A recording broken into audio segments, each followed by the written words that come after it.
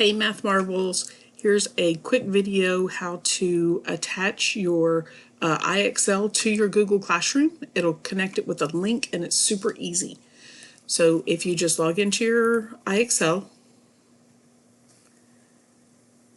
and then go to your learning and pick whatever I'm doing Algebra 2, so I can pick me and pick whichever one you want, it doesn't matter.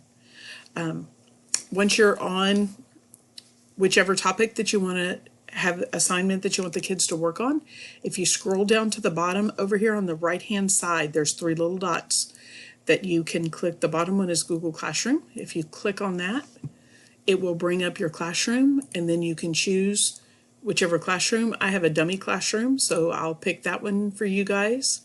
And then you can choose what you want it to be, if you want it to be an assignment or what you want to do. So I like to put mine in assignment.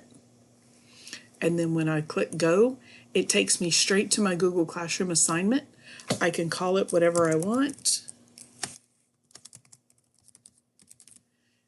And then notice right here, it has a link already set. You can type your instructions in here, whatever you want to type to tell them how far they need to. If you want to tell them what their SMART score needs to be, you can set your due date. You can pick a day. You can pick a time. The time is optional. I always put 11:59, but you can put whatever you want. You can choose your topic. Of course, I have a folder COVID-19, and then I can assign it. Once I have it assigned, if I go back and I view it, I go back, it takes me to my Google Classroom. I can go to my classwork. I can go to the folder that I put it in, and I think that folder's down at the bottom. In my COVID-19 folder, I have an Algebra 2 assignment.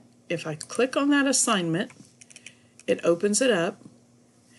If I click on the 3 dots, I can then edit it, because I don't like to just send them a naked iXL assignment with no instructions. Of course, I would put instructions, but then I might also want to add a video or add some handouts or add any of those kinds of things. Well, here, if you click on add, it'll let you add anything from your Google Drive.